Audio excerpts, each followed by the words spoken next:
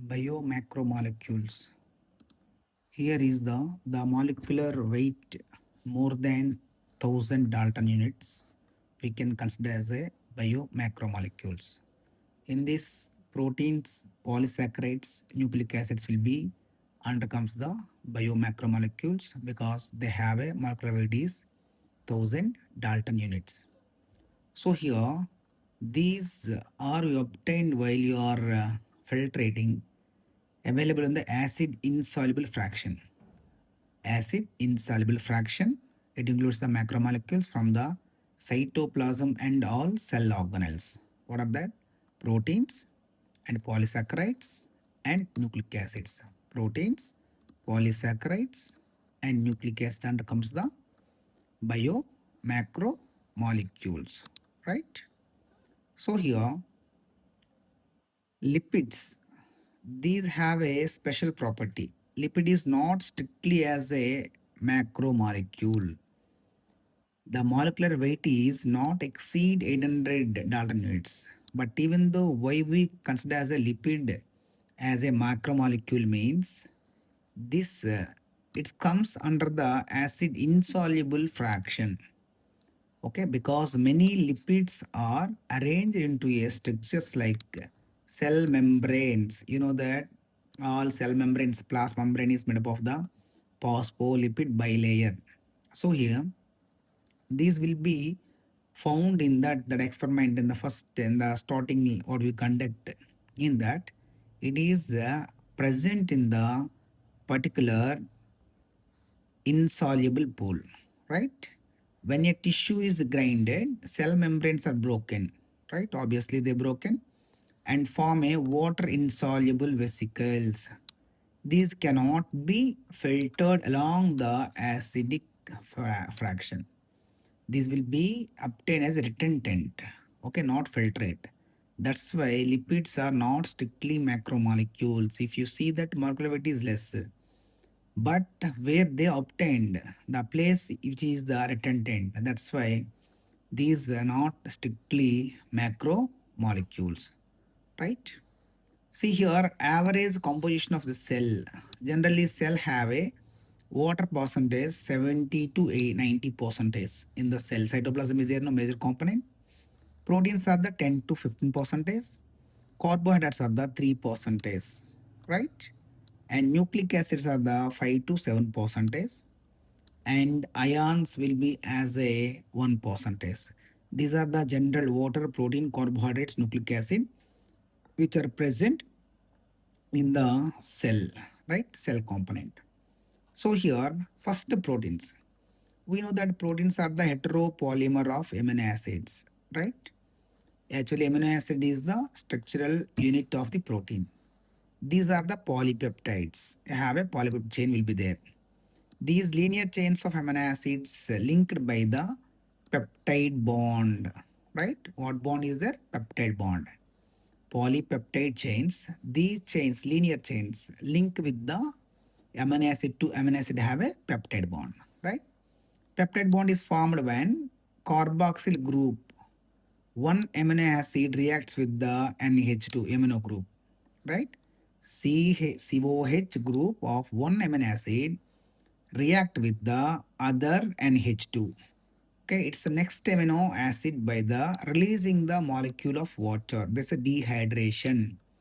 See here the picture they given as a amino acid 1, 2 like that and so on. These are the chain of amino acids. This is a linear one. Here NH3 amino acid here there which between the amino acid have a peptide bond. Is what the bond? Peptide bond. This is the NH group. Here is the COH group end. Right? See these are the amino acid. They have a bond. CO and H is the peptide bond. Which bond is present between the amino acids? In the polypeptide chain, there is a peptide bond. Right? Now here the what is the function of protein? We know that here for growth and repair. Okay, our body has to be grow means protein food is required, proteins amino acid will be there and has a cell repair also. Transport nutrients across the cell membrane through the proteins only. GULT4 enables the glucose transport into the cell. act as an intercellular ground substance. That is the collagen. Here is the, that act as antibodies fight against the diseases, right? Antibody also polypeptide chain.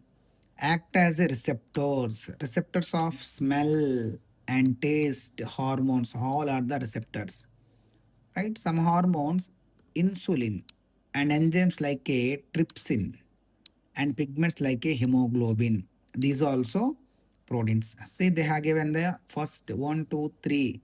First one is the insulin, second is the trypsin, third is the hemoglobin. Hemoglobin is the 2 alpha, 2 beta chains are there, right? And see, most abundant protein in animal world is the collagen, right? Which one? Collagen is the protein which is the most abundant in the animal world. Whereas the most abundant protein in the biosphere, which is the rubisco. Rubisco means what? Ribulose, biphosphate, carboxylase, oxygenase, right? And complete biosphere, which is the abundant protein, rubisco. Rubisco means ribulose, biphosphate, carboxylase, oxygenase. This animal world, which is the most abundant, collagen. Collagen is animal tissues there, no, it will be there. Right now, structure of protein, different levels are there: primary structure, secondary structure, tertiary, quaternary structure. Based on how the amino acids are arranged in that, these are the four structures: primary, secondary, tertiary, quaternary. Right? First, we'll go for the primary structure. See, primary structure have a only one amino acid linked with the other amino acid with the peptide bond. It's like a linear.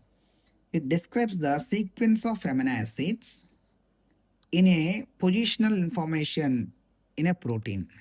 Left and right end. Left end, first amino acid N, that's the N terminal amino acid. See here, this is the N terminal and has 3 plus. Right hand, there no. Right hand side is the last amino acid is the C terminal, which is the carboxyl. First left hand side, left end have a N terminal. Right end have a C terminal. C means carboxyl. N means that's a amino group, right? This is the order first one to two. Secondary structure is there. No, here also same. NH3 here is the amino group. COH is the carboxyl group. Left and right and amino acid peptide. Here is the structure which is the secondary one is the more polypeptide chains are arranged as a folded or the form of helix. See here, it's like a helix is there, helical structure is there, right?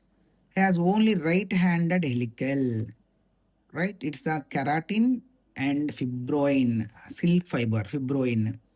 This is the alpha and beta pelleted sheet like a only one right-handed helicals will be there. We called as the example keratin and fibrinogen, fibroin, right?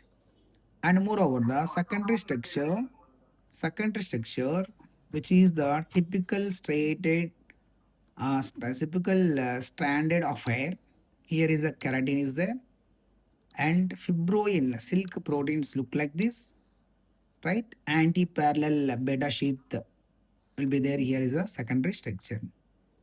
Tertiary there, no. This is the secondary structure, and tertiary they have given, and myoglobin is the best example. Here, helical polypeptide chain is further folded into the woolen ball structure, halo, woolen ball structure, that's 3D view. We can remember the tertiary structure. It is necessary for the biological activities protein, that's the myoglobin, enzymes are the tertiary structure.